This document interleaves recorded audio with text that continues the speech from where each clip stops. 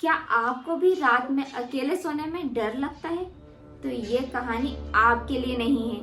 अगर आप अकेले हैं तो ये स्टोरी आप बिल्कुल ना सुने।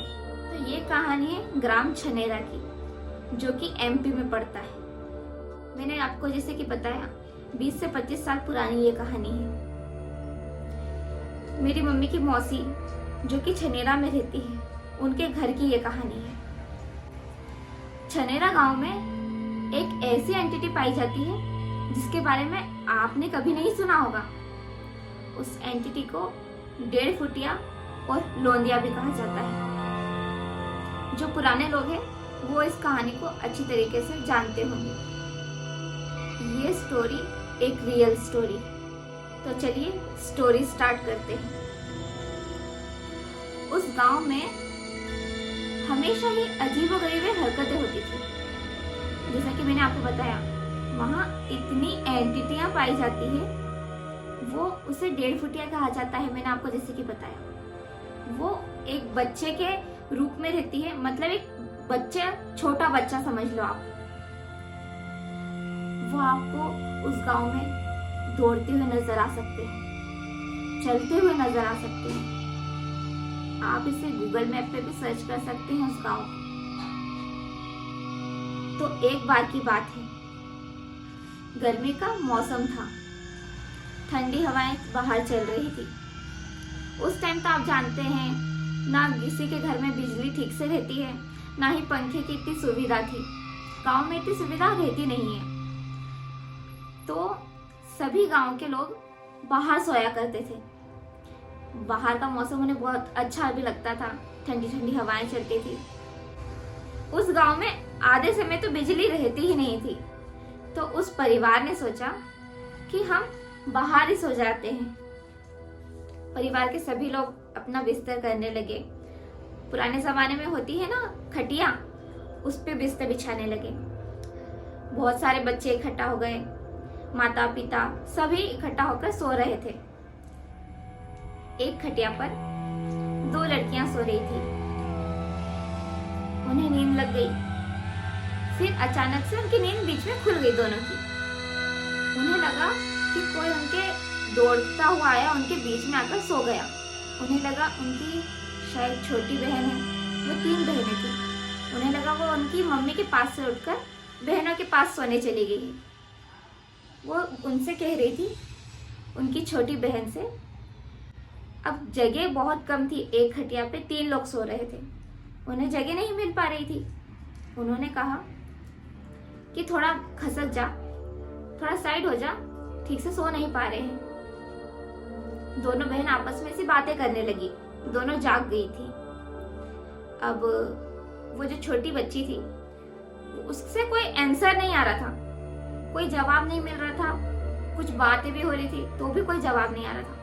उन्होंने कहा उसे कि थोड़ा खसक जा, हम ठीक से सो नहीं पा रहे हैं। तो उन्होंने उसे हाथ लगा के बोला। तो उन्होंने उसे हाथ पांव उसके टटोले। तो उनके हाथ पांव, उस लड़की के, जो छोटी बच्ची थी, उसके हाथ पांव बहुत कड़क थे। उन्हें कुछ अजीब लगा, उसके हाथ इतने कड़क कैसे हैं? दोनों घबरा गए। उन्हें तो इस बारे में मालूम ही था, क्योंकि वो उसी गांव की थी। वो घबरा के एकदम से उठी। चद्दर में इनके कोई सोया हुआ था, वही बच्ची। उन्हें लगा एक बार चेक कर लेते हैं चद्दर उठाकर कि कौन है। करने के लिए उन्होंने चद्दर हटाने की कोशिश करी। इतने में वो जो बच्चा था वो खड़ा हो गया और दौड़ने लगा। दौड़ते दौड़ते दौड़ते सब उसके पीछे जाने लगे। सब लोग जग गए, सब उसके पीछे भागने लगे। वो लड़कियां भी डर गई। उन्होंने बोला, देखो कौन है, कौन है। वो बच्चा भी घबरा गया। दौड़ते दौड़ते उसने चद्दर फेंका और उन्होंने क्या देखा कि एक काले साए की एंटिटी भाग रही है। एकदम उसका रूप बच्चे जैसा है, जो 1.5 फुटिया कहलाता है। वो भाग रहा है। भागते भागते वो इनविजिबल हो गया, वहां से गायब हो गया। ये सबने देखा, वहां के हर एक गांव वाले ने देखा। सब बहुत डर गए थे। वो क्या क्या करते? उस टाइम उन्हें बाहर ही सोना पड़ता था, क्योंकि गर्मी का टाइम आप तो जानते हो गांव में कितनी गर्मी पड़ती है। उसी बीच की बात है, कुछ दिनों बाद एक घटना और घटती है उसी गांव में।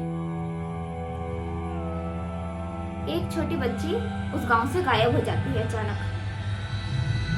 उसके माता पिता बड़े घबरा जाते हैं।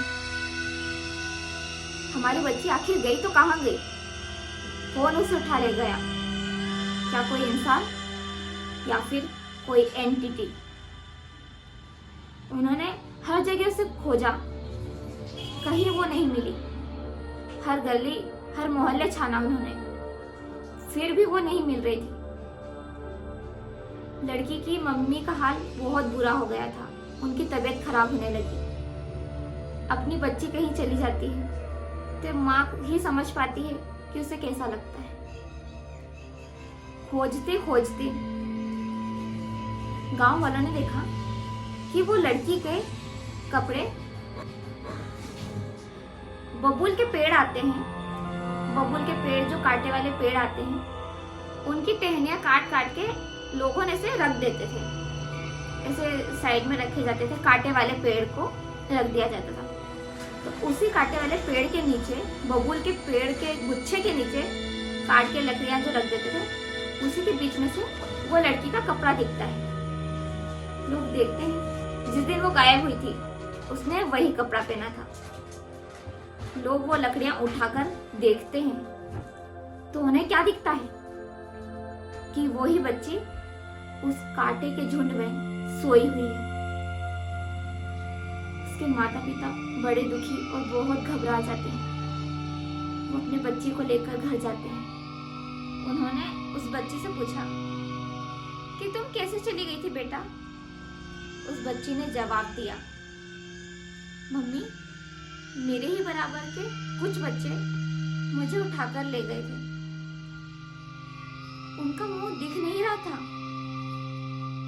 उनके हाथ पांव कड़क थे और वो पूरे काले थे, पूरा काला साया था। वो उसे ले गए और कांटों के झुंड के बीच में उसे सुला दिया। वो बच्ची बेहोश हो गई। फिर उसकी जब आंख खुली, उसने अपनी आंखों के सामने बहुत सारी एंटिटी देखी जो 1.5 फुटिया थी। बहुत सारे बच्चे जो काले साए में थे। वो बच्चे उसे हंसाते थे गुदगुली करके। वो बच्ची हंसती जाती थी। इस एंटिटी का सिर्फ एक ही मकसद था, गुदगुली करके उस बच्चे को पागल कर देने का। वो उसे खूब गुदगुली करते थे, खूब हंसाते थे। वो बच्ची हंसती जाती थी, रोती भी थी, पर उसकी कोई नहीं सुनता था। जब वो बच्ची को भूख लगती थी तो वो एंटिटी उससे बातें करती थी। वो कहती थी कि तुम्हें भूख लगी है, तुम्हें क्या चाहिए खाने के लिए? वो बच्ची जो भी मांगती थी, कुछ भी, जलेबी, लड्डू, दूध, कुछ भी, वो एंटिटी उसे कहीं से भी लाकर उसे देती थी। आप उससे जो भी मांगो खाने के लिए वो लाकर दे देती थी। और बदले में वो उसे गुदगुली करती थी कि ताकि वो पागल हो जाए। और वो एंटिटी सिर्फ बच्चों को शिकार बनाती थी। कुछ बच्चे गांव से गायब होने लगे। कुछ बच्चे मिल जाया करते थे तो कुछ बच्चे हमेशा के लिए गायब हो जाते थे। हमेशा बच्चे उस कांटों के झुंड में ही पाए जाते थे, क्योंकि वो एंटिटी सीधे वो बच्चों को खींचकर बेहोश करके उसी कांटों के झुंड में सुला देती थी। जब वो बच्चों को देखा जाता था तो उनके शरीर पे एक भी निशान नहीं रहते थे। अगर कोई कांटा हमें लगेगा, चुभेगा, तो खून तो निकलेगा, खरोच तो आएगी, खरोच आने के निशान तो होंगे, पर उन्हें कोई निशान नहीं मिलते थे उनके शरीर पर। गांव वाले डर गए। गांव वालों ने सोचा कि हम 6 बजे के बाद अपने बच्चों को घर से बाहर नहीं जाने देंगे। पर बच्चे कहाँ सुनते हैं। कभी बच्चे चुपके से निकल जाते थे खेलने के लिए। कुछ 1.5 फुटिया उन्हें दूर खड़े होकर इशारा करके बुलाते भी थे। बच्चों को लगता था कि उन्हीं के गांव का कोई उनका दोस्त बुला रहा है। बच्चे भागकर चले जाया करते थे और वो एंटिटी उस बच्चों को खींचकर वहीं ले जाती रहती थी। वो एंटिटी बच्चों को कुछ इस तरह अपने वश में कर लेती थी कि बच्चे खुद ब खुद उनके पीछे पीछे चलने लग जाते थे। और कुछ दिनों बाद देखते थे, 2-4 दिन बाद किसी का बच्चा गायब हो गया है, किसी का बच्चा मिल गया है। बस ऐसा ही सिलसिला चल रहा था उस गांव में। और यहाँ तक ही उस एंटिटी का आतंक खत्म नहीं हुआ। एक रात की बात है, गली मोहल्ले के बच्चे अपने घर से खेलने के लिए बाहर निकले। चांद की रोशनी बच्चों पर पड़ रही थी, ठंडी हवाएं चल रही थी, गर्मी का मौसम था। खाली मैदान में सभी बच्चे इकट्ठा हुए खेलने के लिए। उन्होंने सोचा कि वो कबड्डी खेलते हैं। कबड्डी खेलना उन्होंने चालू किया। इसी बीच वहां एक बच्चा आ गया। वो सोचते हैं गांव का ही, अपने गांव का ही कोई बच्चा है, इसे भी साथ में खिला लेते हैं। वो बोलता है मुझे भी खिलाओ। उसका फेस दिखाई नहीं देता। मैंने जैसे आपको बताया कि वहां लाइट होती नहीं थी ज्यादा, पर वो उन्हीं के हाइट का, उन्हीं के जैसे दिखने वाला था, पर उसकी शक्ल नजर नहीं आ रही थी। वो एक काले साए में था। अंधेरे के कारण वो बच्चे उसकी शक्ल नहीं देख पा रहे थे। उन्होंने कहा कि चलो इसे भी खिला लेते हैं। वो खेलने लगे। खेलते खेलते वो बच्चे कबड्डी खेल रहे थे। अब वो बच्चा आया। वो बच्चा जैसे ही आकर खेलने लगा, वो बड़े बड़े बच्चों को उठा उठा के पटकने लगा।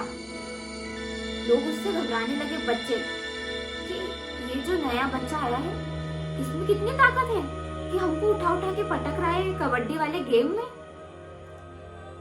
सब लोग उसे पकड़ के हराने की कोशिश करें, फिर भी वो सबकी पकड़ से भागकर जीत जाता था। वो सबको उठा उठा के पकड़ने लगा, उठा के मारने लगा, पटक दिया करता था गेम के दौरान।